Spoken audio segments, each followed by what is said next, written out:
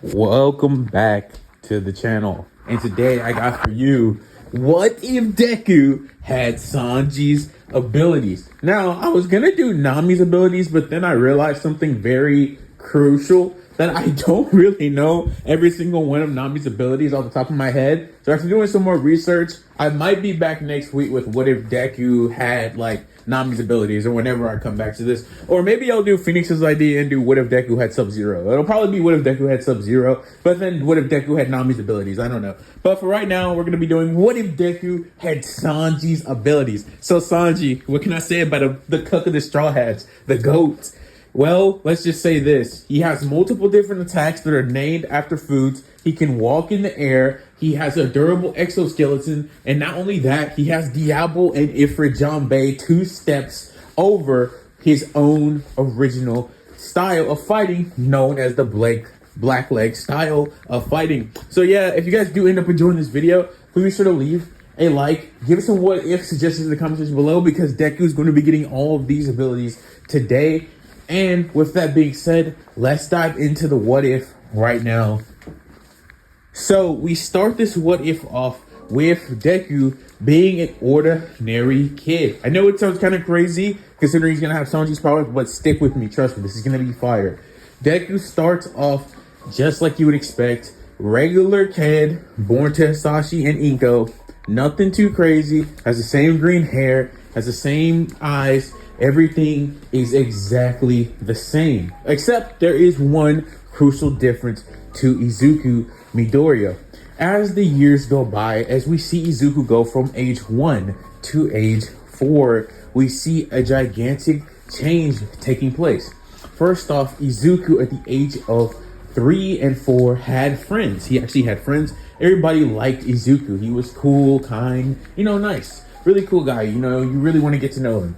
But as all of this was happening around the age of 4, this is the most crucial day for every kid in the My Hero Academia verse. Why? Because this was the day that decided if you were going to be able to become a hero like All Might, or if you were just going to be a bum who worked in a convenience store for the rest of your life.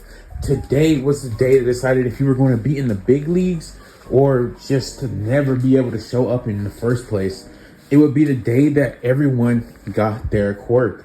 And ultimately, that would be where we find our main protagonist, Izuku Midoriya, on this day, getting ready to see if he had a quirk or not. All of his friends are over. All of them are playing and having a good time. His best friend Bakugo is right next to him, and they're all talking and chatting. But just as this would be, it would finally be time to see if Izuku would actually awaken a quirk at the age of 4.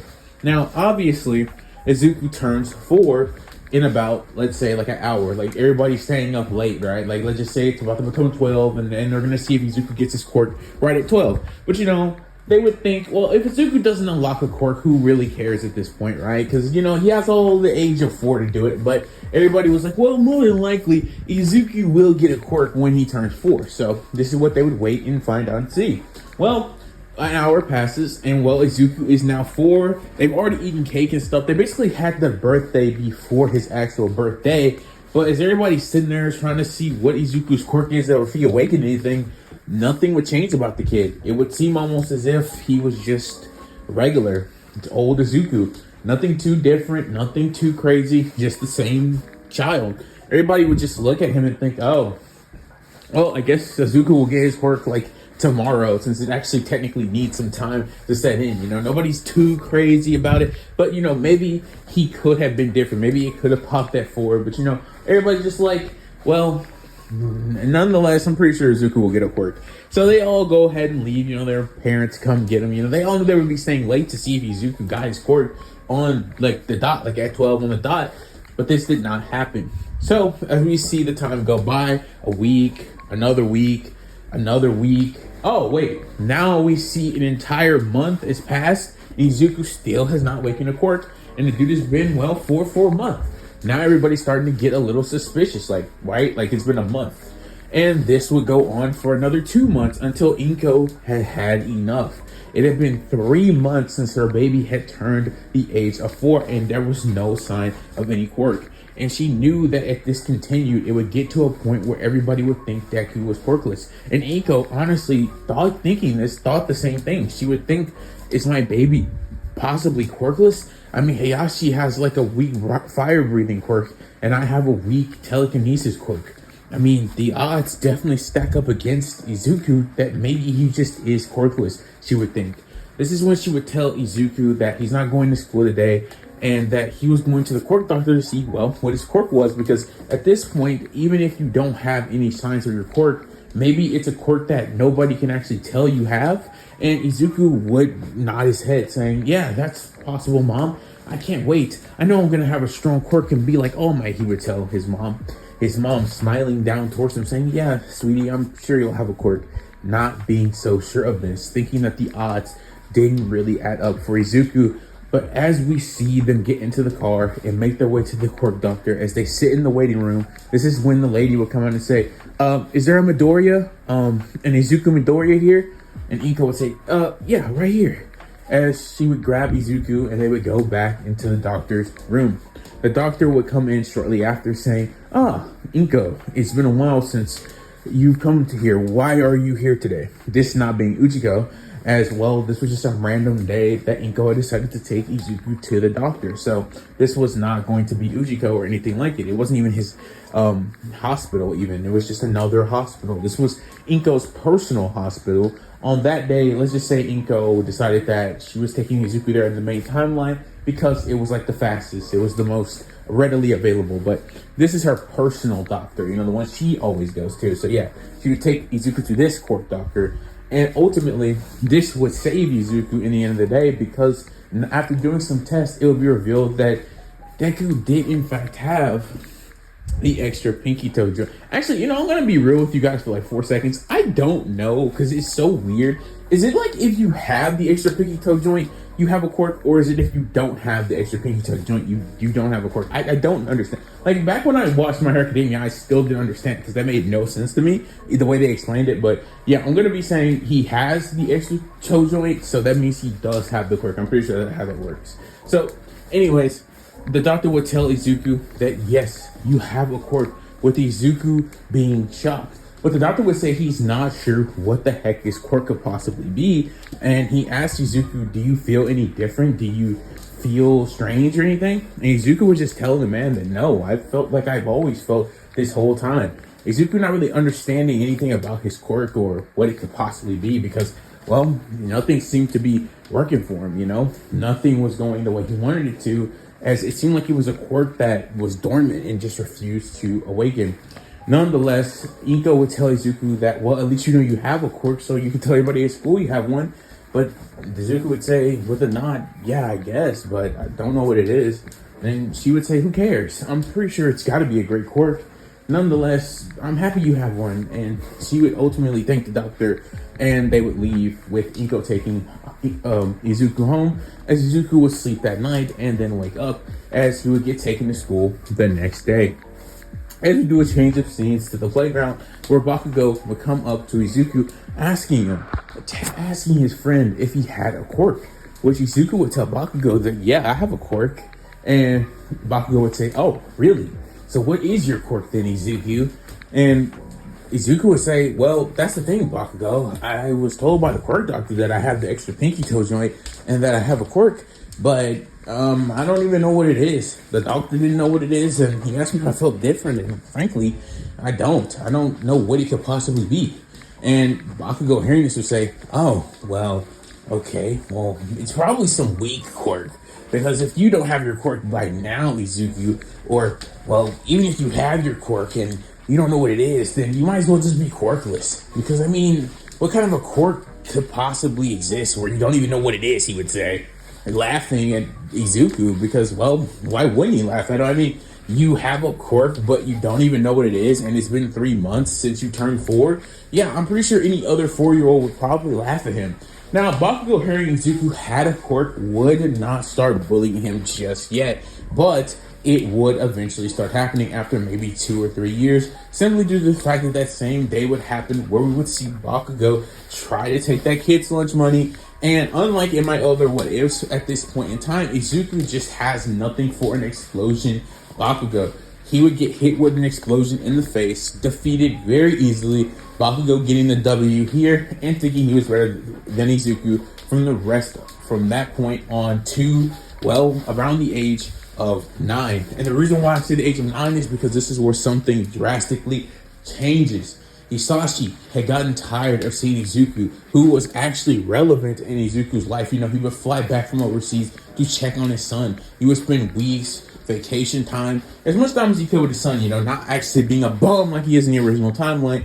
And seeing his son, he would be saddened all the time because of Bakugo's bullying, which again wasn't nearly as bad because he knew Izuku wouldn't lie to him about having a quirk, but at the same time, Izuku, even now, to this day, from the age of 4 to 9, 5 years, still didn't even know what his quirk was. All he knew is that he had one. And because of this would still lead Bakugo to bullying him, thinking that Izuku was just some weakling with a weak quirk. And ultimately, he would tell his dad about this. He'd tell his mom about this. And his mom would constantly get mad at Mitsuki because they were friends, remember, and tell her that her son was bullying.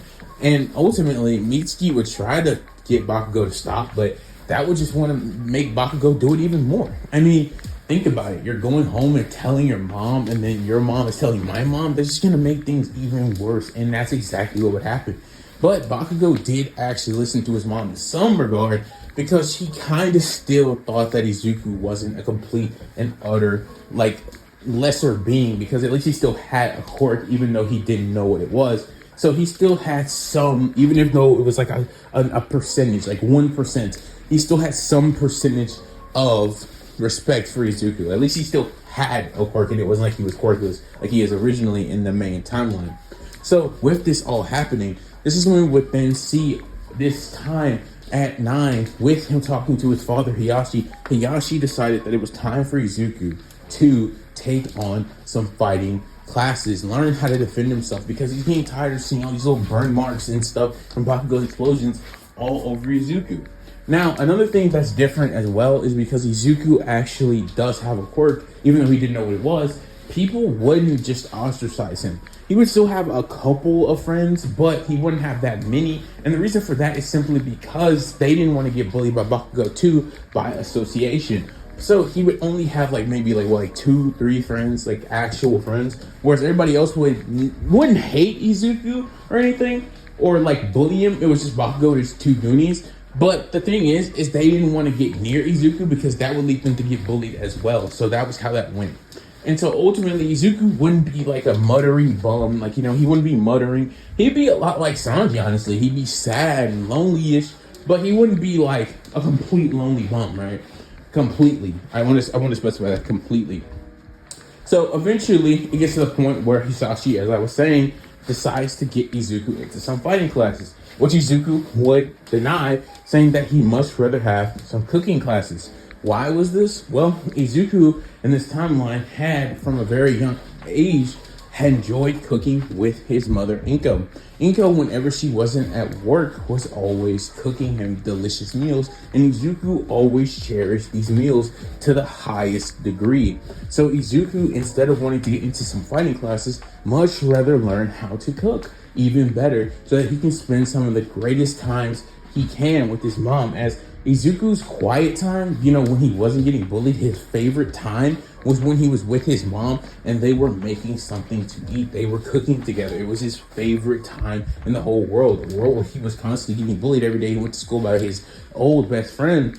Well, this was like his sanctuary. This was like his space, where he needed to be. So he would want to learn how to be even better at that. So maybe he could even show his mom a thing or two so that she could be excited and have a smile on her face. So this is what he would want more than fighting lessons. And Sashi, hearing this, would think, Izuku, no, you need to learn how to defend yourself. This is not the way that you should keep living your life. You shouldn't be letting Bakugo treat you like this. But Izuku would nod his head into, shake his head in defiance. He would not want to do that. He would want to learn how to cook even more. But his dad wouldn't like this one bit and wouldn't care for this. He would instead try his hardest to get Inko to tell Izuku to go on to get into some fighting classes, but Inko would defend Izuku in this situation, saying that if Izuku wants to learn how to cook, then he can learn how to cook. And ultimately, what this would lead to happening is Hisashi would end up eventually agreeing and saying, all right, but if Izuku doesn't become a hero like he wants to, which is his true passion, then this is on you. Inko would nod and say, well, that will just be on me. So as this all happens, this is when Izuku starts taking cooking classes, learning how to cook A-class food. We're talking about being able to cook shrimp, lobster, all types of steak, ribs. He can cook just about anything from these cooking classes as they would go on for about 2 years. Bakugo continuing to bully him all the way up until age 11, where once again, another drastic change takes place. During the last 2 years, despite Izuku continuing to get bullied at school, he had now found a new safe haven, a place where he can make delicious food, where he could also learn how to further his cooking skills. And as far as Izuku was concerned, that's all he cared about, was eating, cooking, and spending time with his mom, which he enjoyed more than anything. But as the time would go on, this is when Izuku would get approached by none other than the head chef of the teaching institution, the chef teaching institution, which we're just going to be calling Barati A. That's right. Izuku would be getting taught at Barati A. That would be the name of this place. And ultimately, while getting taught there, he would have caught the attention of the head chef, a old man by the name of Zeph. And now, I want to make this very clear. This is not the Zeph for One Piece. I know these are, let's just say these are all references. These aren't the exact same people as in One Piece, but let's just go and say that they have the same names. Basically, like, it's almost like they're the same person. Just imagine them in your head, but they're not the exact same people. So ultimately, Zeph would start to teach Izuku all his special cooking techniques. But as this would happen, and as he would take an interest in Izuku, he would start to notice how Izuku would come in every day, coming in with some type of burn mark or like some weird scar that didn't make sense. That would eventually go, but it wouldn't sit right with Zeph. Of one day, about after like 3 months of this special teaching, seeing the potential in Izuku as a chef, he would ask Izuku what was wrong, what was happening to him. And ultimately, why he came in every day was some new burn mark or scar on his face. And Izuku could say nothing more than, well, sir, when I'm at school, well, I get bullied by my old best friend, Bakugo. He would start to explain his life story and how he had a quirk, but he didn't know what it was. And because of this, his old best friend turned on him and started bullying him to make himself feel better. After hearing this, Zeph would tell Izuku that that's not all right and that he should tell someone. Izuku would tell Zeph that he told the teachers and everything, but the teachers just ignore him. And Zeph would say it has to be because he has such a strong quirk and has such potential. They don't want to get in the way of Bakugo. They didn't want to stop him because, well, that would mean that they have a really big issue in their way. If Bakugo turns out to become some top hero, then it will definitely boost their school's ratings. That's why they won't do anything to him, Zeph would think. But ultimately, Zeph would tell Izuku that it still isn't right, and that if he's ever thought about taking some self-defense classes. Ultimately, Izuku would say, well, yeah, my dad tried to get me to do some, but I didn't want to. I wanted to learn how to cook instead. I enjoy cooking. It's kind of my passion. I want to be a hero, yeah, but so I don't know what my quirk is. I guess maybe being a chef would probably be better. I think I'm pretty good at it, don't you? Zeph hearing this from Izuku, hearing that he wants to be a hero, Zeph would actually reveal to Izuku that once upon a time, before he decided to crack down on being a chef completely, he was also a hero. He was actually a top 100 hero, actually. And Izuku hearing this would be like, whoa, really? A top 100 hero? That's so cool. And ultimately, Zeph would start to tell him that the way he was able to do that was by training endlessly every day until his body reached new limits that, well, what people around here would call superhuman levels. And Izuku hearing this would say, whoa, what kind of training was that? And he would say it was none other than black leg style. The style of using your legs only, training your bottom part of your body to its maximum limit, being able to do things that people could never imagine. And Izuku hearing this would say, whoa, is it possible for me to learn that? But wait a minute, why only your legs? And this is when Zeph would say that a chef's passion is their arms, their hands, because that is the way that they cook they need to preserve their arms and hands. A true chef would always do that. And that using the bottom leg of their bodies is the best way to fight because it prevents us from using those.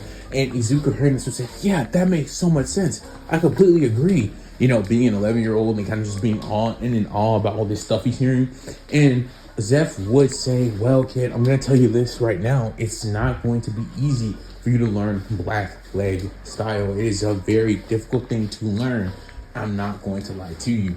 But what Izuku would say in return would be, well, if I get to keep learning how to cook and I get to learn how to fight, well, then I say that's a plus. Please teach me everything. I'll do my very best. He would say with a nod of his head, telling Zeph that he will do whatever it takes to become a user of black leg style. But not only that, to surpass him and become a hero that was even better than him and better than All Might. Zeph would smile and even give off a small chuckle, starting Izuku's training right then and there. This is when we would see the next 3 years pass by in a blur.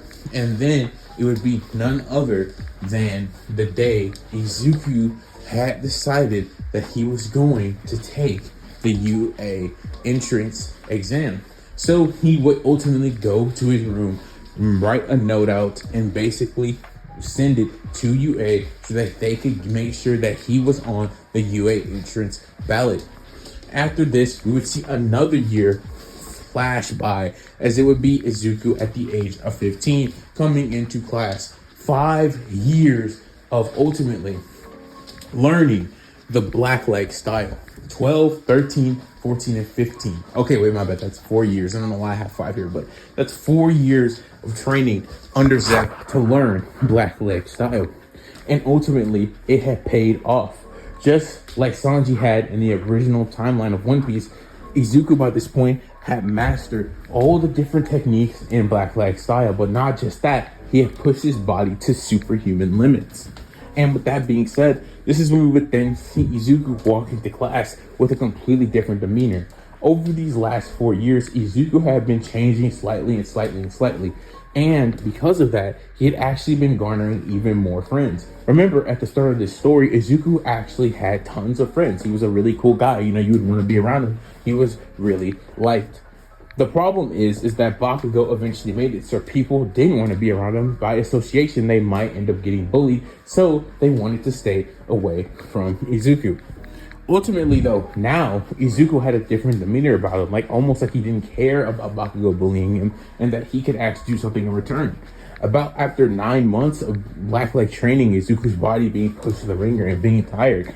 But despite this, in school, Izuku was starting to show that he wasn't as afraid of Bakugo. Think about it like this. Do you really think like let's say here, 11-year-old Bakugo is doing anything to, I don't know, even a 9 months in training like Sanji? I highly doubt it. Even though Izuku is weaker than Sanji still, like clearly weaker than Sanji. I'm just saying, like, I don't really think so. Like, at best, Bakugo and Izuku were relative at that point. And at this point, it's like Bakugo is starting to notice the change himself and was just like, you know, I don't know if I should keep messing with Izuku. He seems to be changing, and I don't know if I really want these problems. Bakugo would think in his head, but he would never say it out loud. And as time kept going on, Bakugo would keep noticing these changes more and more and more until it kind of became very obvious to everyone, and himself included, that messing with Izuku really was probably for the best to not continue to do that, because Izuku was starting to bulk up, right? Like, not only that, he was starting to carry himself differently, starting to have more confidence. Bakugo wanting to put Izuku down, wanting to tell him he couldn't become a hero, but frankly, seeing Izuku's change and it almost looking like it was for the better, in the sense that it would make him harder to take down, or maybe it wouldn't be a good idea to take him down, Bakugo would just ultimately decide against doing anything to Izuku until this day, of course, because as they all enter the class, Izuku would sit down in his seat, and as he was sitting down, this is when the teacher would come in and tell the class to settle down, as he would then tell them all that he was going to be handing out some career aptitude tests, some career aptitude tests and sheets for anyone and everyone to see what they were going to do after they left middle school. This is when everybody in the class would moan and say, "Oh, this guy stinks." One guy would say, like, "This guy sucks. Like, we don't care about this stuff." The teacher hearing this would be taken aback for like 1 second and say, "Oh, okay, well, it's a good thing that I was just joking because I know you guys all just want to become heroes." And then everybody would go like, "Whoa, yeah, you're right, teacher. Well, we thought you were a bum. We thought you were lame. We thought you sucked. But never mind, you're actually kind of cool, man. Yeah, we like you," like somebody would say. And then they all start flashing their quirks off and going crazy. And Izuku's just sitting there in his chair, calm demeanor, not really caring about what's going on around him. Whereas this is when the teacher would say, "All right, does anybody know what they're going to do after they get out of middle school? Where are you going? What you doing? I know you all just said you want to be heroes, but let's be real for a second. Not everybody in here can be a hero. So what do you guys want to do for real?" And this is when Bakugo would get out of his seat and be like, "Well, teach, don't let me in with the rest of these bums, the rest of these extras. I'm definitely going to become the best hero, the number one hero. And I'm going to surpass All Might and go to UA High School." And that's when the teacher would say, "Oh, UA, really, Bakugo? Well, looking at your test scores and, well, knowing how incredible your quirk is, I think that could very much happen for you. I think that's definitely the path that you could go on," he would say.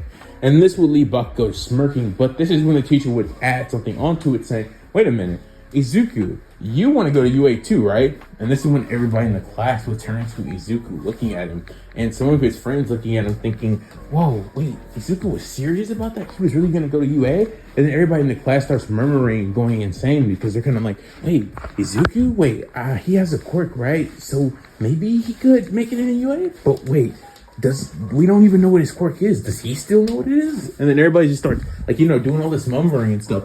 And this is when Bakugo would appear in front of Izuku's desk, throwing an explosion into it and quieting all the murmur down. This is when Bakugo would say, "Huh? You think you're going to UA, you extra?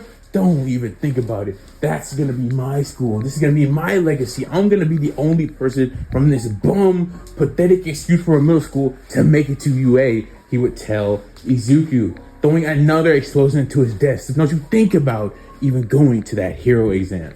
Izuku would look up into Bakugo's eyes with disgust, and he would tell him, "Listen, Bakugo, I'm going to do whatever I want, whatever I like, and you cannot stop me from applying to a school, let alone try to stop me from going to any school I want to go to. I am going to UA to better myself, and you are going to allow it. You want to know why? Because you never had a say in the first place," Izuku would say, spitting his words at Bakugo.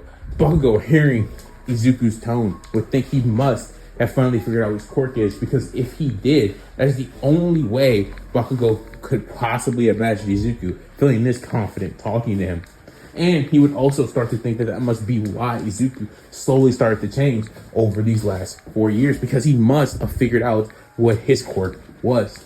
Bakugo would tell Izuku, "I don't care what kind of quirk you have. I don't care what it is. I don't care what you finally discovered about it. I am going to be the number one hero. You are not going to get in my way," he would say, spitting his words out as well. But this is when the teacher would tell Bakugo to get back in his seat because the class isn't over just yet. Bakugo begrudgingly gets back in his seat, staring daggers at Izuku. This is when we would then hear the bell go off just 5 minutes later, as everybody in the class would get up, as this would be the end of Izuku's middle school career. And as Izuku got his bag and was about to leave the classroom, this is when Bakugo and his two goonies would get in his way. Bakugo would tell Izuku that there's no chance that he had of getting to UA High School. It wasn't going to happen. He would nod his head in defiance, telling him that that's not going to happen. And ultimately, Izuku would say, "Yes, it is, and you're going to allow it to happen." This is when Bakugo would say, "Oh yeah? What are you going to do if I try to stop you then? Mister, what even is your quirk again?" "Exactly. You don't know what it is. I don't know what it is. Nobody knows what it is. Whatever it is, it's pathetic," as his two goonies would start laughing behind Bakugo, projecting his hatred on to Izuku even more. But this is when Izuku would say, "Oh, all right, okay. So because I don't have a quirk or that's what you think, or you think my quirk is worthless or useless or something like that, you think it's right to just tell me I can't go to a school, try to force me not to go. Yeah, that's real stand up. You're a real hero, Bakugo, he would say in a sarcastic tone. This is when Bakugo would change from a smirk into a frown, telling Izuku, well, yeah, you know what? I don't think I'm going to show you how heroic I am, as he charges an explosion up in his hand and prepares to throw it at Izuku. But while this is all happening, Izuku had slowly been getting himself into a position where we would see Izuku mutter the words, Muten shot, as he would throw a kick at Bakugo that would send him flying through the wall, like the actual wall. Like he would actually get sent flying through the wall. The kick was so strong, it sent him crashing through the wall of the school, breaking the wall and sending Bakugo into like that fountain that was outside, that in the main timeline he had threw Izuku's like hero study book into. Yeah, that is what happens. He kicks him into the wall, into that fountain, and Bakugo is knocked out. His two Goonies, they look at what just happened. They look at Bakugo. They look back at Izuku. They decide they don't want no problems with him and dip and apologize while dipping. This is when Izuku would sigh and say, I wonder if I'm going to have to pay for that. Well, not if I get out of here, he would say, as Izuku would run away, not trying to pay for the wall he had just destroyed. Missing the sludge villain, by the way, which All Might would obviously come and save, as Izuku would make it home and he would start to cook dinner with his mom, spending some quality time with her as he didn't have to train with Zeph today. So ultimately he would spend the time with his mom and cook with her. And as this would all happen, this we would then see the next 10 months go by in a flash as Izuku would keep on training with Zeph, trying to push Black Lake style even further like he had told him he would. During this time, this is when Izuku would learn that he could spin so fast that he create heat on one of his legs. This would be none other than Diablo Jambe. This would be Izuku's S tier move, his extra capability that could push him to the next level.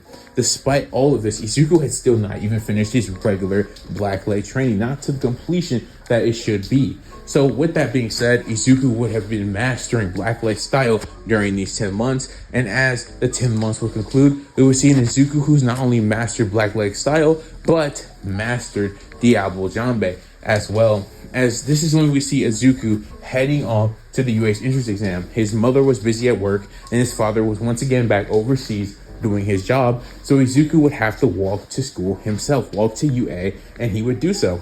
And as Izuku reaches UA and sees the giant gates in front of him, he would enter for the entrance exam, not tripping over himself and having to have Uraraka obviously float him back up because, well, Izuku is more confident in this timeline. As we see this happen, this is when Izuku would come in and listen to President Mike go on about the rules of the UA entrance exam.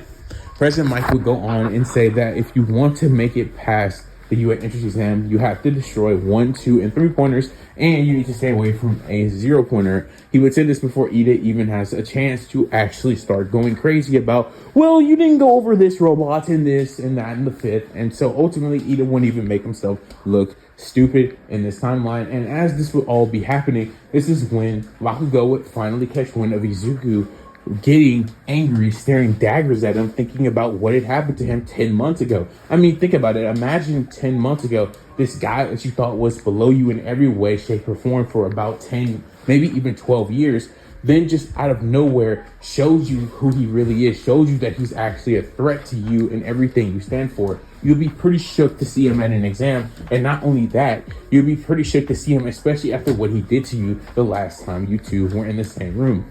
Bakugo would get up, starting to head over to Izuku, but Izuku would squish himself in between some people. And next thing you know, Bakugo couldn't find him anymore. And to make matters even worse for Bakugo, they were split into 2 different battle cities, where Izuku was heading to Battle City B, Bakugo was heading to Battle City A. So ultimately they would be split up anyways, probably something done by Nezu to make sure that people from the same school wouldn't have the ability to work together. As is what happened, this is when we would then see Izuku in Battle City B with Ida and Unaraka, just like he would have been in the main timeline, where he would go to Unaraka, giving her some words of encouragement, and she would say, well, yeah, you know this is going to determine our whole lives, right? It's just kind of scary. With Izuku saying, yeah, I know, but if we give it our all, I'm sure everything will be all right, giving Unaraka a slight smile, thinking that she was kind of cute, and Unaraka would blush. Obviously, Izuku didn't call her cute, but he would think that in his head, and Unaraka would just blush hearing this and seeing Izuku smile. As this would all happen, this is when President Mike would say, there's no starts in a real battle, as they would all head off to destroy robots. Izuku easily destroying about 5 robots before he even could really even see any more robots. How is this possible? Well, it's easy. Izuku was extraordinarily fast, extremely fast. In fact, faster than every person there, including Ida. I mean, the guy literally has been training his legs ever since the age of 11. I mean, do you really think someone like that wouldn't be faster than an average human? Especially when they've been training in a style that is literally meant to push your limits to superhuman. It was only natural, it was only going to happen for Izuku Midoriya, as he would just be seen kicking and using all types of different techniques. As soon, at one point, the robots had gained, a certain anatomy. They realized that Izuku was destroying a bunch of them and tried to stop him from destroying more, trying to make him look bad, as Nezu would press a button and basically make them do like some type of pincer attack towards Izuku, where 10 robots would come and try to hit him. But as this would happen, this is when Izuku would use party table kick horse, a technique where he spins both his legs in a rotation, almost like a blade on an airplane, and ultimately kick all of the robots simultaneously with multiple different kicks, taking out all of the level 2 and 3 point robots, leading Izuku to end up with a total of about 78 robot points, which was more than enough to get into UA at this point, because Izuku using his speed would have been going around and saving some contestants that might have ended up actually getting hurt by some of the robots if it wasn't for his intervention, giving him so far 20 hero points, giving Izuku a total whopping, you guessed it, 98 total points for the entrance exam, which was more than enough for him to get into UA. And because Izuku figured that, not the hero point part, but the fact that 78 points was more than enough to get in, this is when Izuku would slowly start to stop trying to destroy as many robots as he possibly could. Sure, he destroyed maybe a 2-pointer or 1-pointer there, not trying to look like he was just lazy, but that he was trying to let everybody else get some points, so they can also get into UA if they're worthy of getting into the school. So he would destroy some 2s and 1s every once in a while. But this is when Nezu would then press another button, and this would be to release the 0-pointer, the massive threat looming over the city, coming in and about to, like it was about to destroy everything. Kids would start running away as they see the 0-point coming in, but as they were doing that, Izuku was looking towards it. But this is when we would then see Unaraka being trapped under some rubble as the 0-pointer would be coming in and about to swoosh her. This is when Izuku, noticing Unaraka's cries for help and seeing her, would speed over to her in an instant, kicking the rubble that was on top of Unaraka off, getting her up, and then taking her to safety. This is when Izuku would say that robot was going to have to pay for almost crushing you, because that's not cool. Unaraka would say, what are you talking about? That thing is massive. There's no way. But just as she was saying that, Recovery Girl would come and take Unaraka as Izuku would speed off back to the 0-pointer. Unaraka looking and thinking, there's no way, right? There's no way he could actually do what I think he's about to try to do, as Izuku would jump from the ground. Massive explosion as he jumps. Similar to Canon Deku, his legs were truly that powerful, as he would then go in for a massive Muten shot, as he would fire it at the top of the 0-pointer, smashing its head in, sending it flying backwards, as the giant 0-pointer would crash into the street behind it, being destroyed by this kick from Izuku. As we see this happen, this is when Izuku would land on the ground with perfect grace, not needing Unaraka to save his life, as his body was more than capable of surviving this type of fall. He had been training vigorously for 4 years to learn Black Leg style, so his body had reached superhuman levels, so he could easily survive the drop from that height.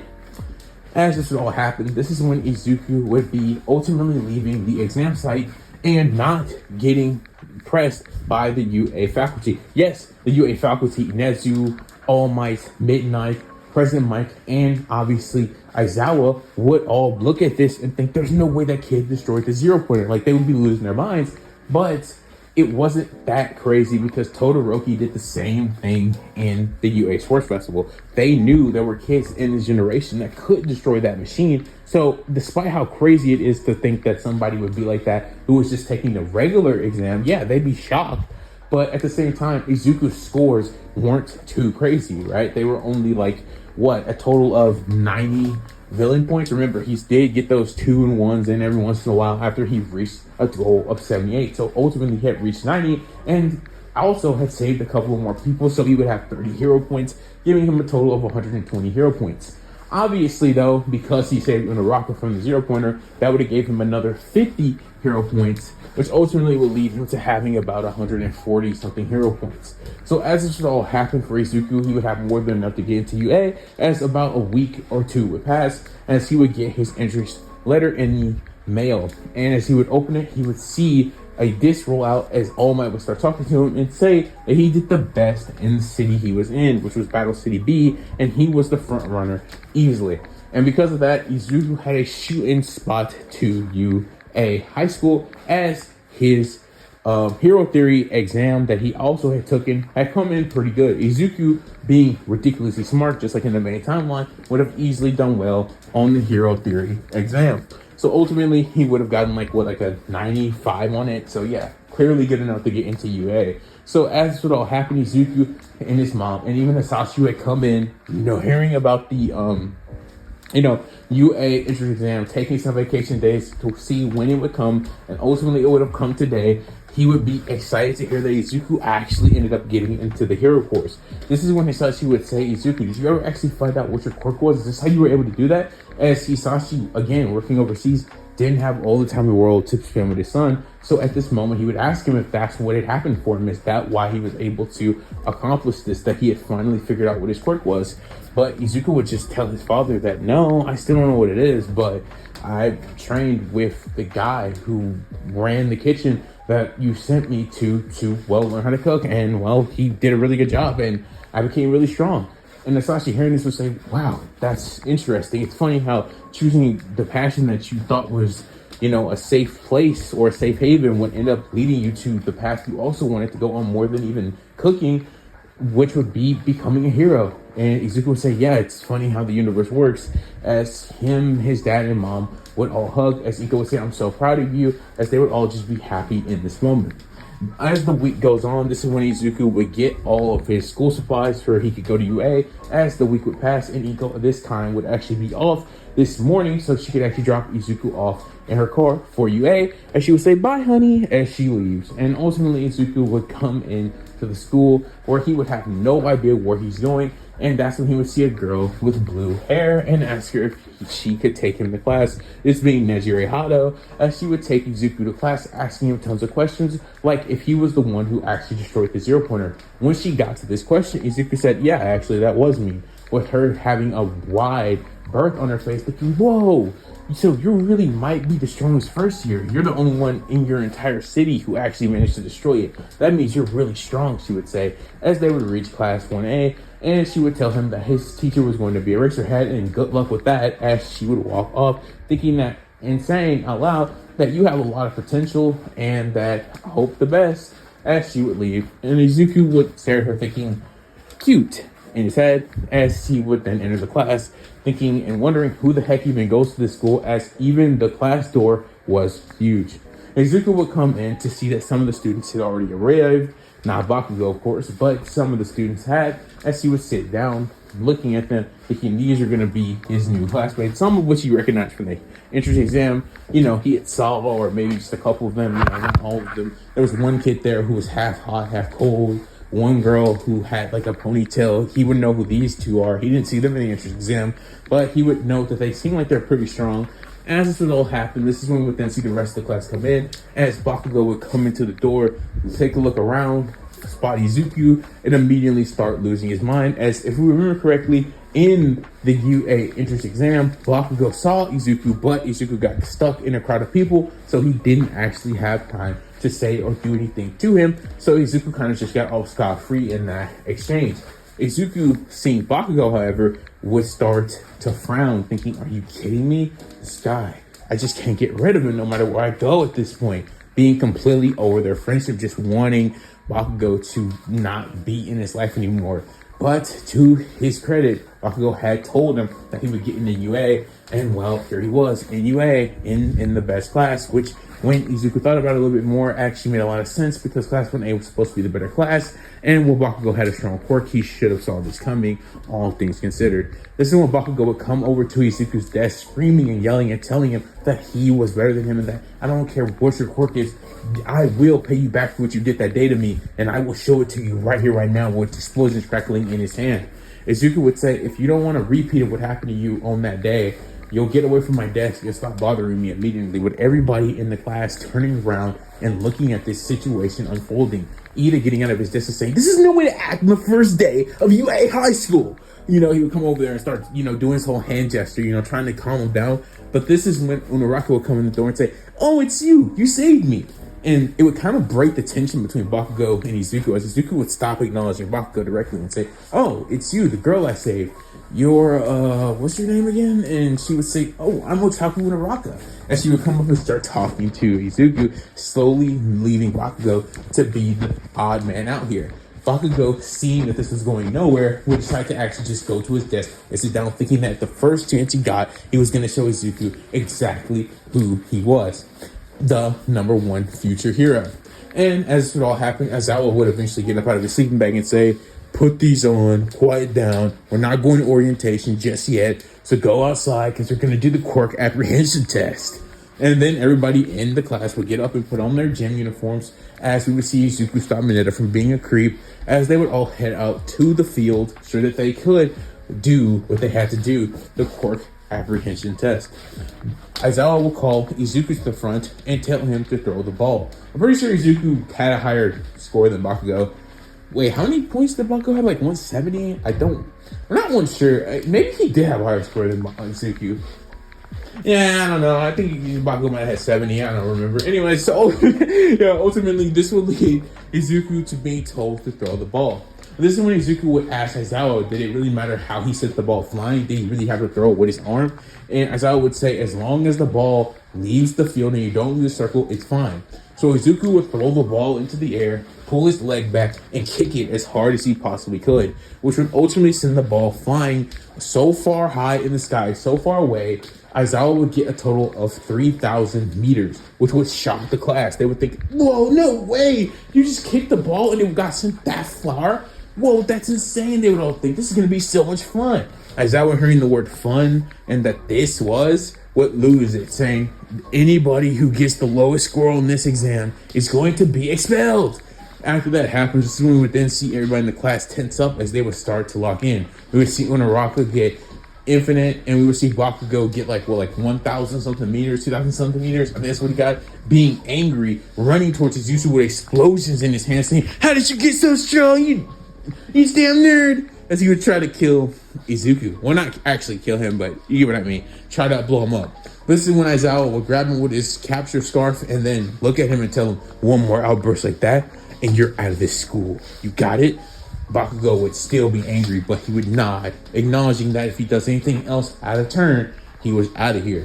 So with that being said, this leads to the other test that he plays, with Izuku being somewhere in the top 10. He'd be 5. He'd be like one above Bakugo, who was like at 6. Simply due to the fact that not everything was for him. The side steps, the race, and the ball throw, he could, cheat to kind of, go through. He was just really good at the other two, and one he was pretty good at. But when it came to the grip strength test, that's what really brought his, that's what really brought his grade down. I mean, he was like one of the worst grip strengths in the class. He has superhuman physiology because of his training, but it's not in his upper body, remember? Like, he can tank a hit or two because he's just, built different, but because of all the training. But the thing is when it comes to, doing physical tasks with his arms and, hands, outside of just, you know what I mean? Using utensils at a high level because of his cooking training and stuff, he was not really all that good with his hands, not in a physical sense. So yeah, no, he wouldn't be that crazy. I would say he's like 15th ranked, which isn't that bad out of the whole class, but yeah, it was still pretty low, and that's what ultimately brought his score down to 6. Everything else he would perform pretty good in. So after all this was said and done, this will lead Bakugo to being mad that he was only 1 spot below Izuku, right? Like he was 1 spot below him. If he was only just a little bit better, he could have proven that he was better than Izuku. It's infuriating Bakugo as we see all of the students ultimately be sent to orientation. And we will see All Might looking at Izuku, Bakugo, and Todoroki thinking that they might make good successors.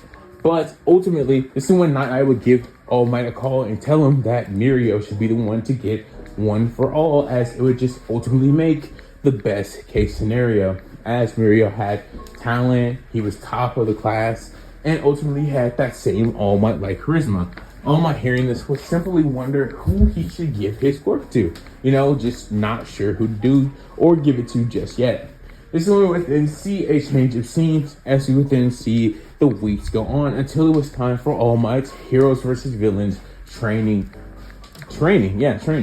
So this is when we would see All Might come into the class. Everybody's losing their minds thinking, All Might, it's you. Oh, wow, it's All Might. This is when we would then see Izuku lose his mind too, as All Might was still his idol in this timeline. But also, Zeph was also his idol as well. He loved everything about Zeph, that he cooked, was once a hero, and trained it. You know, he was a big fan of the guy at this point. You know, he was like a second dad for him, even though he still loved his own dad. As remember, Hisashi wasn't a bum in this timeline.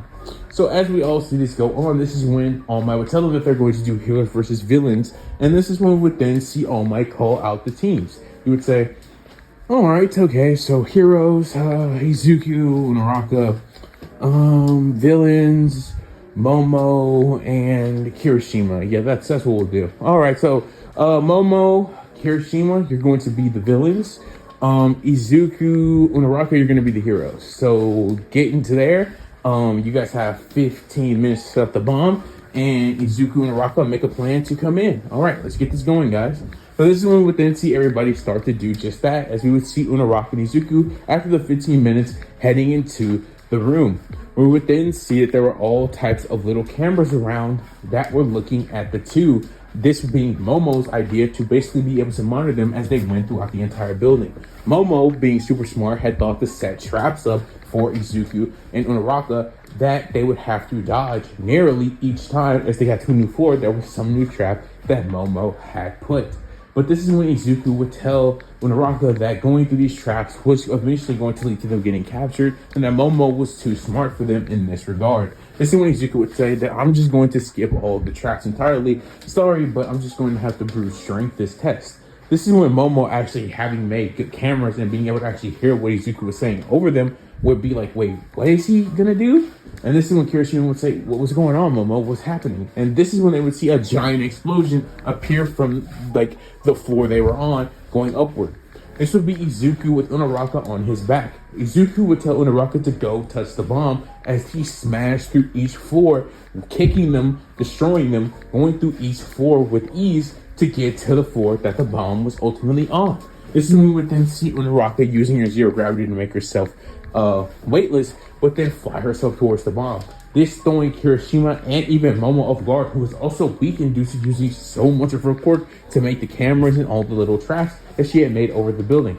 Kirishima would try to stop Unaraka, but let's be real here for a second. As soon as Kirishima was almost about to intercept Unaraka, this is when we would see Izuku appear and hit him with a good concierge, which would be none other than the technique where Sanji spins like really fast in like a circle and then slam you in the head with the kick, throwing this into Kirishima, knocking Kirishima clean out. That's just how strong Izuku is, being able to even take down somebody who has a hardening quirk, right? That can harden your physical body. Yeah, Izuku kicked through that, knocking Kirishima straight out.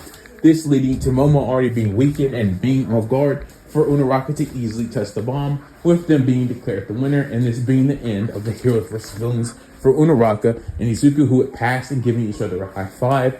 As they all make it back to the observation room, All Might would ask, who was the MVP of that? Does anybody know? And this is when it would lead to Momo, even though she lost, would say, well, if I had to say, I would say it was none other than Midoriya. I mean, well, he single-handedly just made a good idea to I don't know, get past all of the obstacles I had set up, which was pretty technically sound. He didn't completely forget his teammate and actually incorporated her into his plan to get the bomb, and was able to also take down another member on the villain side without severely injuring him. If I had to say, it's gotta be Izuku. And this would lead everybody to nod their head to saying, yeah. And I would say, yes, Midoriya was definitely effective in that exam, in that test, in that heroes versus villains, well, training. And as this would all be said, this is when we would then see the tests go on, as this would be the end to the heroes versus villains for everyone, as we would then see them all heading home at this point, with the day coming to an end. As this would all happen, this is when we would then see a week pass, as Aizawa would tell every student on the third day of that week to bring these forms back signed, as they were all going to be going to the USJ. So as that happens, this is when we then see everyone get their paper signed and giving them back to Aizawa on the fifth day. As after that week officially passes, we would see on that Monday everybody in the class heading to the USJ, with everybody sitting there thinking, oh wow, this is going to be amazing. I heard this place has all types of different places for us to traverse and do better with different hero stuff and hero rescue. So as this would happen, eventually Sue would bump the question to everybody, who do they think was the strongest in the class? This will obviously lead them to saying that it has to be Izuku. He had, in fact, with very good ease, taken out Momo, who was extremely strong in the class, they would think, and was able to one-shot Kirishima, somebody who had a really strong hardening quirk. And the reason for this as well is because Todoroki froze the building, which was, yeah, very powerful, but it wasn't that crazy compared to what Izuku did. He literally smashed like 6 floors, right? And took out Kirishima again with one kick. And Bakugo had won his with Kaminari going up against Mineta and Sero, though. Like, are we serious, bro? Like, yeah, sure you won, but clearly you were stronger than them the whole time. Nobody expected you to lose. So as it all happened, this is when we would then see them all say it has to be Izuku. He was the only one who actually appeared to have went up against some adequate competition for, his level, and proved that he was stronger than it. Momo even having to agree that, it's gotta be Izuku. With Bakugo and Todoroki clearly having some problems with this, Todoroki keeping it to himself, whereas Bakugo was very explosive and angry that he wasn't being picked as the strongest in the class. But this is when they would all get to the USJ, stopping the conversation right then and there, as they would all fall off the bus, as they would enter NC-13, who would say, welcome guys, welcome you all to the USJ. As 13 would start giving her boring speech. And after that happened, this is when we would then see Izuku looking down into the plaza, starting to daydream, kind of, not really caring about anything that 13 had to say, because it's like, gang, I'm sorry to tell you this, but it's like, well, I don't even have my quirk still, or I don't still know what it is, so this isn't really affecting me at all. So as this was all happening, this is when we would then see Izuku see a portal of black mist opening up in the plaza, wondering what the heck is that? This is when Izuku would tell Aizawa, and this is when Aizawa would look over and say, oh my god, it can't be what I think. Are those? And this is when Kirishima would say, oh, are those real villains? And then this is when Aizawa would say, yes, those are real villains. And this is when we would then see Aizawa jump down with his capture tape, getting ready to take down villains. But clearly, there was going to be a clear change here. Izuku didn't care about nothing Aizawa was talking about 13 protect the students, as he jumps off, right? Izuku doesn't care about that. Izuku would immediately jump down as well, about to go fight some villains. Like, Izuku doesn't care about that, and he would also just be smart enough to know that Aizawa was not going to be able to handle all the villains. This is when Aizawa would look at Izuku and say, what are you doing? You just need to stay with the other students and get out of here. This is not safe for you. And Izuku would say, well, guess what? It's not safe for you either. One guy versus all those? Yeah, right. I'm going to be helping you whether you like it or not. Bakugo, seeing this and trying to get one up over Izuku, would say, nah, that's not happening. And he would jump down there too. Todoroki, seeing this happen, would start to look at them and think, I gotta make sure they don't die. So then he would jump down as well. And Kirishima wanted some action, would jump down there too, bro. So all of them would kind of just jump down there before Kirigiri could even show up and start warping everybody over the place.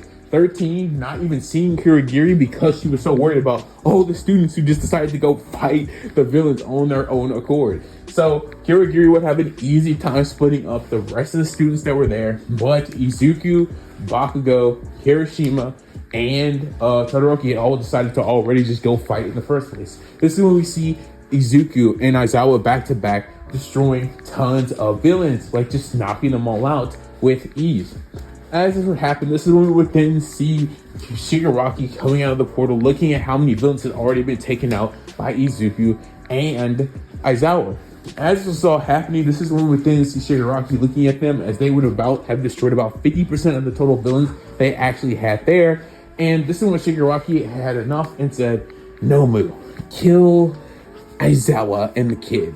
And that's when the Nomu would say, losing its mind as it rushes at Izuku first, trying to take Izuku out, trying to end him. But this just would not work. Izuku would be able to look over to his left just for an instant, just enough to see the Nomu that was about to smash him with a punch right into his face. And Izuku, seeing this, would react accordingly, dodging the punch just barely with his superhuman speed, sending a Mugen shot into its face, trying to counter attack the Nomu. But this would not work, as the Nomu would not even feel this blow that Izuku had thrown to it. It literally took it like it was nothing, and it had zero effect. Izuku, seeing this, would be shocked by this, as the Nomu would then proceed to punch Izuku in the stomach, sending him flying into the outskirts of the USJ's wall. Not sending him through it, but just sending him into it.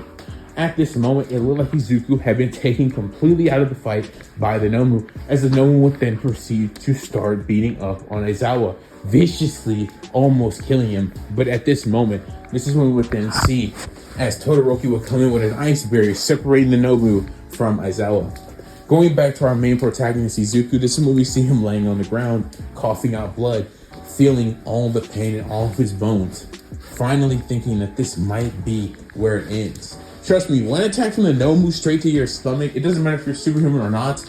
In this world, especially in like My Hero world, superhuman is crazy, but it's nothing like One Piece, right? Yeah, sure, you're kind of insane. Well, no, you are insane. Like, I mean, like, I would say he's like 50% what you would be if you were in One Piece and you're like superhuman, right?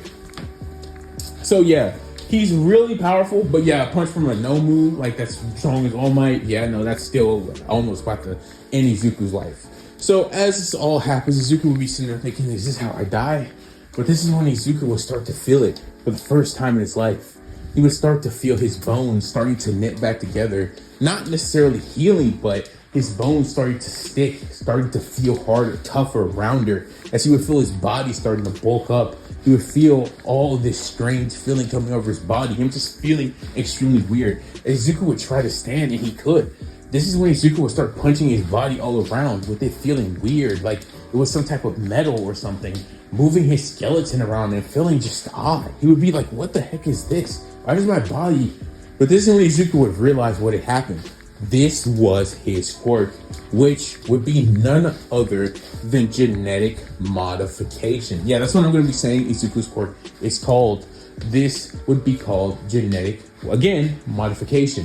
Which basically what that means is Izuku's body had, deep down, always had dormant cells in it that, under extreme stress and nerve damage, would lead Izuku to developing superhuman-like abilities.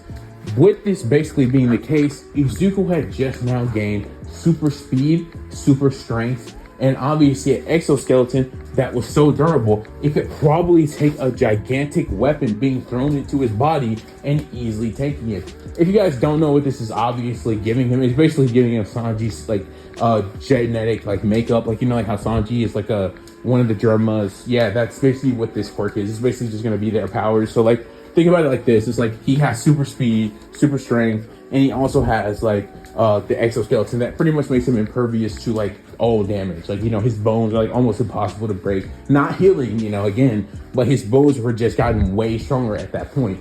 So Izuku, with this much more powerful body, would then start to spinning faster than he's ever spun before. He hadn't even gotten a chance to try Diablo Jambe against the Nomu because of how fast and powerful it was. But now he was going one step beyond that.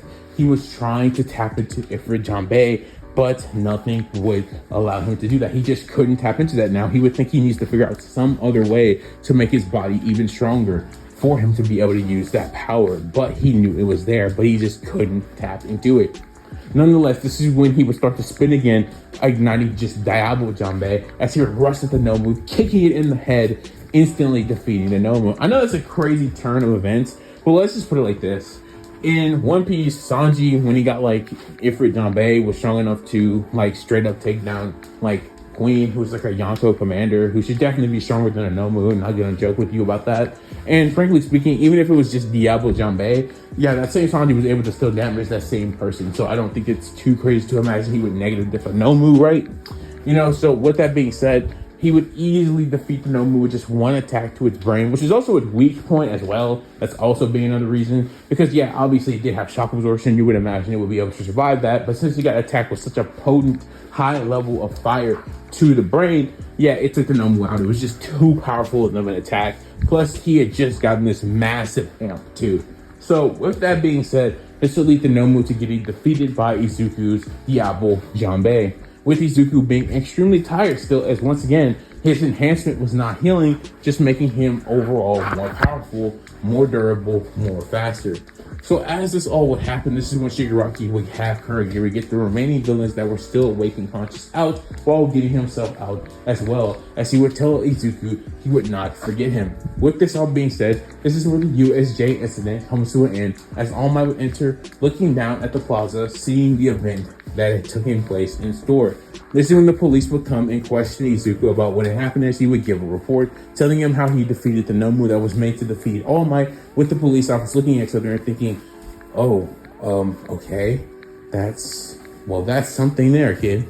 As ultimately this will lead to Nezu hearing about this, calling Izuku to his office, as Izuku will begin to explain his training and everything about himself, like how he was able to do that, about Diablo Jambe, about him just figuring out what his quirk is. And Nezu hearing all this would say, oh, I see, so that's what happened. Huh, to be honest, I thought you had your quirk the whole time and that you knew what it was, but you had put down in the UA entrance exam that you didn't actually know what your quirk was, but that you had one. And I was going to press further about that, but considering how strong and capable you were in the exam, how you defeated the 0-pointer, I thought that you might have figured it out by that point and just hadn't put it down on the paper.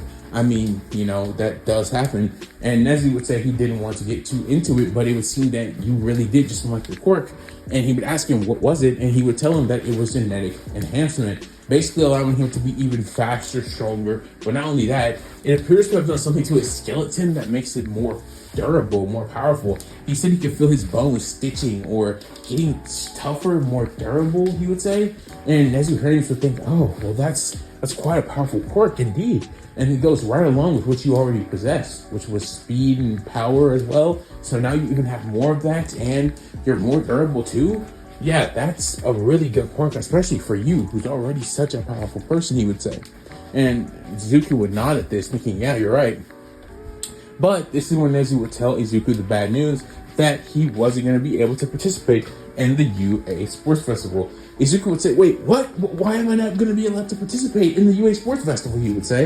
And this is when Nezu would say, well, just frankly speaking, you're the strongest first year in the class. And normally that wouldn't be a problem, but you're telling me you have a super exoskeleton, you have super strength and super speed, and you're already before that had those things as well, and that your powers are just too unpredictable, he would say. Yeah, I'm sorry, but you're way too strong. We're talking about you might be pro hero level, already strong. There's just no way that I could have you participate in the UA Sports Festival. Think about it as in a comedy even, that I'm looking at you as somebody who could already be in the Pro Hero Association. In fact, because of that, Izuku, I actually want you to know this. I was actually considering giving you a special pass to see if you could actually become a, pro hero early on. Like if you could become one right here, right now, if you could actually pass the test. Izuku hearing this would say, whoa, seriously? Really, Nezu? You would really do that for me? And Nezu would say, yeah, I don't see why not. You definitely attribute and definitely have the power to be someone of that caliber. So he would hand Izuku a special paper, tell him to go to this place, and well, if everything pans out, you could be a pro hero right now and you could skip school entirely. So yeah, I don't think the UA Sports Festival is something you should even be really worried about. You should be more worried about this. As Izuku would nod his head and leave the place right then and there, going home, telling his mom and calling his dad, telling him about the good news, as they would all basically be very happy about this. Izuku would show up to the Pro Hero place as they would tell Izuku what he had to do to get his Pro Hero license. And as some testing would go on, and some testing would be done, Izuku would then see Izuku leave the place with him passing every test they had for them. I don't know what to tell you, but Izuku was really good with people his whole life. Remember, he was very kind, very nice, and very easy to get along with. This would transfer over into him being able to save and help people. He was good at talking, very kind, and always calm, so this would be very good. And all the years he spent cooking with Zeph and in the Baratier would have improved his ability to communicate with humans even more. So easily, he was able to calm down civilians that were in those buildings for the simulations, better than even some people who have been training at these UA or these hero schools their whole life, just now trying to get their Pro Hero license exam could do. This all leading to Izuku getting his Pro Hero license and being an official Pro Hero right now. With that being said, Izuku would still go back to UA to finish up some classes, but he wouldn't be officially in UA anymore. Not technically. He would still be there officially, but he was already a Pro Hero and had no reason to do anything they specifically wanted him to do. So as this would go on, again, Izuku would miss the UA Sports Festival entirely, going out of his way to go get his Pro Hero license. As you would expect, Bakugo would win the UA Sports Festival just like he does in the main timeline, and that's how that event would take place. As far as the final exams are concerned, Izuku would not participate in the final exams because, you guessed it, he already has Pro Hero license, so he had no need to participate in that as well. The UA training in the forest, Izuku actually would participate in it, but this was simply due to the fact that he wanted to see what he could do to make his abilities even better, even thinking that even though he was a Pro Hero now, that could actually have some use in it. But just as Izuku was feeling good about this as he was going to the UA training camp, this is when we would then see something ominous happening in the background.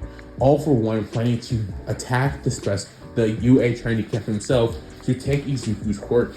Noting from Shigaraki that if there was somebody in UA who possessed a quirk so strong that could allow them to take out the Nomu with a single attack, he wanted it for himself. So he would get 2 high-class Nomus, Shigaraki and the rest of the League of Villains, and plan the attack on the UA training camp 3 days after they had arrived. So on the first day, the UA students would go through the forest. They would fight all types of different earth monsters made by Pixie Bob's quirk. And as they would complete that, that is when they would meet Koda and the rest of the Wild Wild Pussycats, as they would tell the students about what they were going to be doing for the next week, which is going to be training their quirks to the brink to get the maximum amount of output out of them to become the best heroes they can. Now, they would tell Izuku after every other kid left that he didn't have to participate in the cooking, but Izuku wanted to because that was his passion. He told them that he had been cooking ever since he was around the age of 9 professionally, and before that was being taught by his mom, and that he loved to cook. So yeah, he would definitely have cooked. In fact, he could probably cook so much food that they wouldn't be even able to know what hit them, as he was a really good cook. He might as well have been an S-class chef at this point as far as cooking was concerned, and they would all nod saying that would be great. We would love to see what you make. With that being said, this is when the next day would come after everybody enjoyed Izuku's food, telling him, yeah, Izuku, you're the greatest, you're good at cooking, you're super strong and also really cool, you're amazing. And ultimately, after all that would happen, this is when we would then see Izuku beginning to learn and do his training, trying to find the way to unlock Ifrit Janbei, trying to figure out what he could possibly do to find this power, to break into it. He knew that there was another level to his flame that he could unlock, but he just couldn't get it to happen where he currently was. But this is when Izuku will remember that Zeph had given him a paper long ago, about 3 years ago, and told him that one day you'll want to go even further beyond something that I can't do, but this is maybe something you can do. Something from an old text that he had found, but wasn't able to actually do himself. This is when Izuku would actually go into his backpack that he had brought with him, pull out that very notebook where he had kept the paper. In the paper, it was titled Hockey, and this is when he would know exactly what he had to do. He would try to learn hockey and see if that was enough to push his body to the point where he could reach the next flame. So over the next 2 days, Izuku would train his body to learn hockey. And just as you would expect, Due to Izuku's body being at such a ridiculously high level that it was, he would actually be able to learn both basic observation and armament haki just within these 2 days, being somewhat of a special talent. After all this takes place, Izuku would now be armed with his observation, armament, genetic enhancement, and his different Black Leg style techniques. Ultimately ready for the 3rd day, where we would then see All For One with the 2 high-class Nomus, the League of Villains, would attack. Dabi would set a flame to the forest, destroying some of it as we would see the blue flames come in. Everybody would start and look at it and think, no way, we're getting attacked again? But Izuku, being a pro hero, would be able to actually attack all the villains without actually having to coordinate with any of the other ones, as once again, he already had his pro hero license. Izuku, flashing at speeds that nobody could see because of how fast he was, would start taking down the League of Villains one after another. He would take down Toga with one kick, a Muten shot. He would take down the likes of Twice, who was actually the real Twice, who Izuku had found after taking down some clones, with a extra Hachis, which was multiple kicks directed at Twice. We would see him find the guy who was making the gas and take him out as well. As Izuku was going on his gauntlet of taking down the League of Villains, this is when he would remember Koda and go to the cliffing side to see if he was okay, using another technique he had learned during these 3 days, Skywalk, the ability to run so fast, tapping the air 7 times that you could actually mimic flight almost.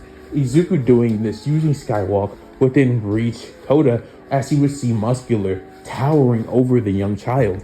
Izuku would tell Muscular that he better stop right now or he won't know what hit him. Muscular would say, oh, are you Izuku Midoriya? Yeah, you're the guy that boss is here for. But he didn't say how we had to leave you in the condition as he would attack Izuku.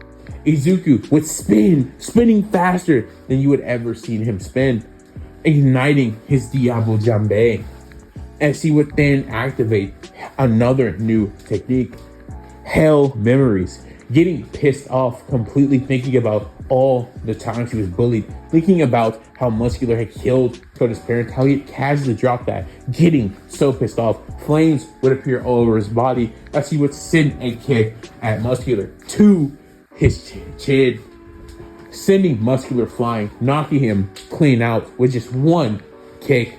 His Hell Memories attack was too strong. With all of his new abilities and armament haki coating his leg, he would have easily taken out Muscular. As we see this happen, Muscular would get sent flying, All For One clearly not being able to miss this, as Izuku by that point would have been gone from the cliffside, taking Koda with him as he would take him to Aizawa to hold. As this was happening, All For One was busy taking Ragdoll's search quirk. As this happens, he would search and find Izuku. After he does, he would appear out of the forest towards Izuku, telling him that he was going to take his quirk, that he was going to use it to take over the world, how he was going to show Hero Society who was really at the top, how he was going to be the best. Izuku, hearing this, would say, oh, are you really going to do that? Well, too bad, because I'm not going to let you.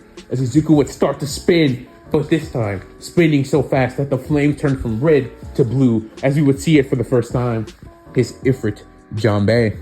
Izuku would tell him that this was the end for him, that there would be no more villainry, there would be no more of any of All For One. All For One would laugh at this, thinking, do you really think just because you turn your leg blue, you have any chance of defeating me? I'm going to defeat you, take your quirk, and then I'll show you exactly what I can do.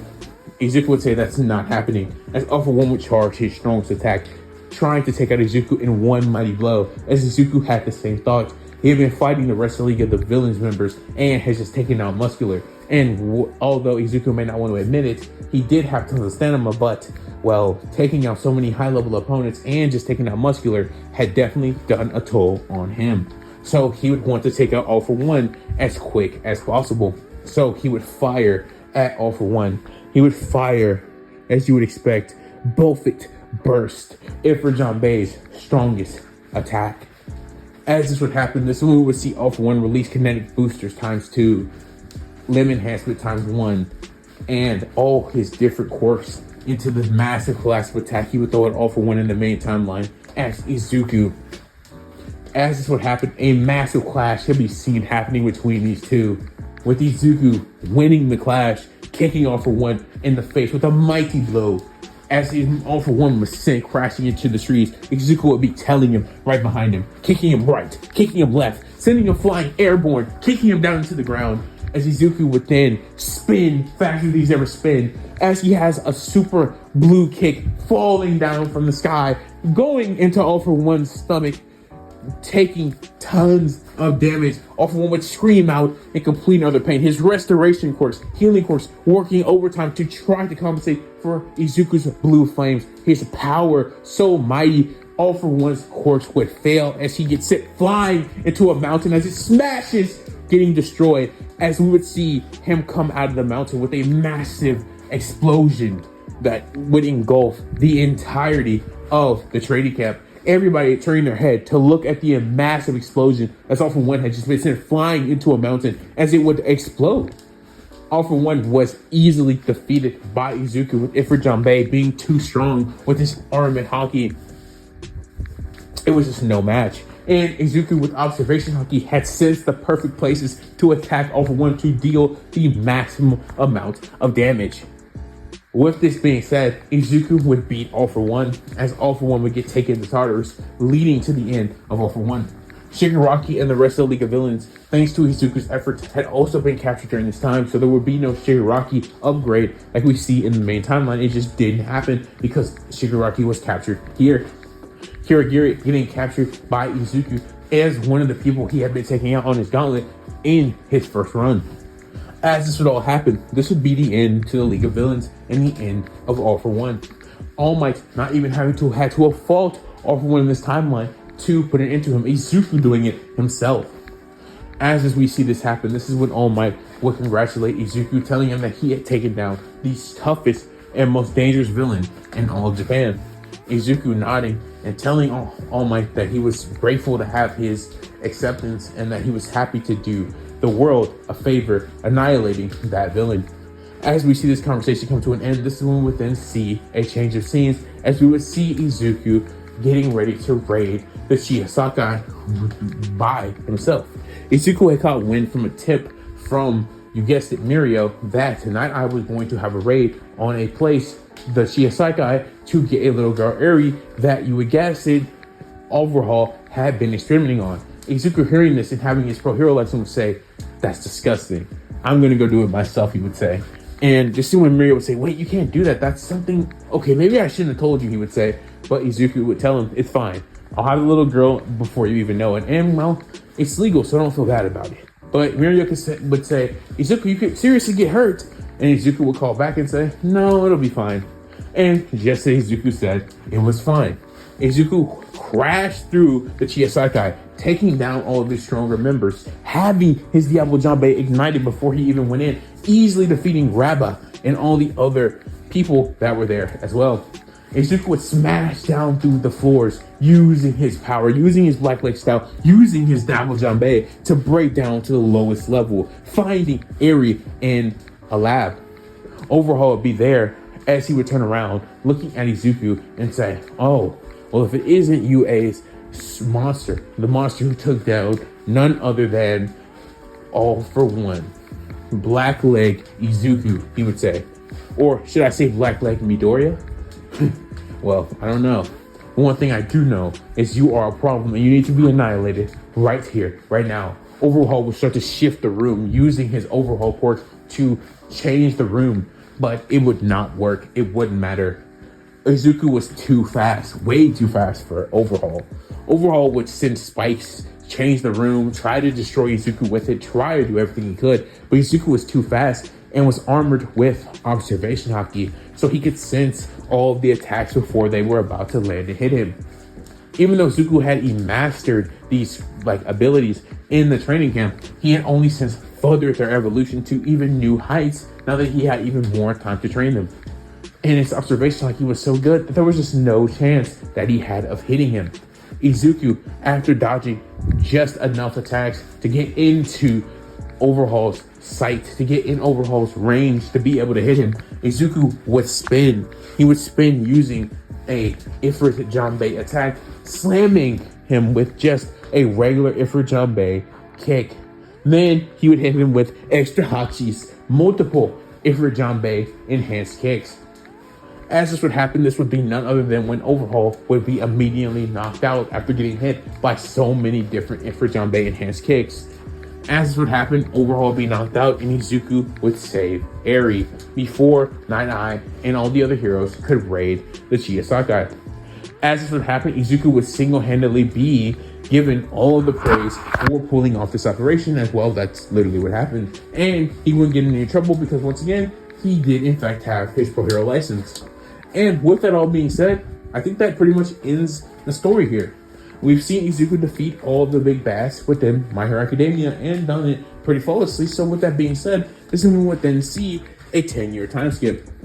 Izuku, having gained his Pro Hero license and achieved so much at such a young age, such as being able to take down the likes of All For One, and not only that, being able to take down the likes of the Chiyasakai and take down Overhaul as well, while also saving Eri as a bonus, not necessarily a bonus for Izuku, as that was the main reason he decided to do this. I mean, experimenting on a little girl, yeah, that was not going to cut it for Izuku. He was not going to allow that to happen, even for one more second, which is why he did it, what he did, went to take down Overhaul on his own. But nonetheless, Izuku would be praised for all these things, reaching into the top 10 just from these achievements alone. I mean, taking down the strongest villain ever, saving a little girl from somebody who was literally experimenting on her constantly, and taking down Overhaul, the Chiyasakai, one of the strongest villains as well. Yeah, Izuku would be considered a top 10 hero in UA. As Izuku would leave UA, he would never form his own agency, but would continue to keep doing such good hero work. He would also be loved by everyone because he would often make tons of food at special events. Like, for example, whenever he would do book signings, he would have tons of his own food that he had made from training with Zeph. And not only that, he would always tell people to, if you ever need a good meal, to go to Ryotia, increasing Zeph's sales as a way to pay back the old man for all the kindness that he had given to him. As we would see this all go home, Bakugo and Todoroki would eventually make their ways into the top 10s as well, with Bakugo being the 5th and Todoroki being the 3rd. I mean, just having a better quirk entirely. But Izuku, eventually by this point, had already reached the spot of the #1 hero, achieving the goal that he had wanted to achieve ever since he was a kid. And as we would see all of this unfold for Izuku, as he would be able to pay back Zeph, as he would be able to set his mom and dad up for also caring and believing in him enough to, do what they had done for him all this time, Izuku would obviously get them tons of money and get them into a good house so they wouldn't have to work anymore. And his dad could actually spend more time with them, not having to work overseas anymore because, he had the money to support his dad to just be his dad only and have no job. So as this all happened, this is when we would then see Izuku sitting in a kitchen with his mom as they were cooking another meal. Inko would look over to Izuku and ask him that, Izuku, you've done just about everything you wanted to do. Is there anything you would change about, your life or how it went?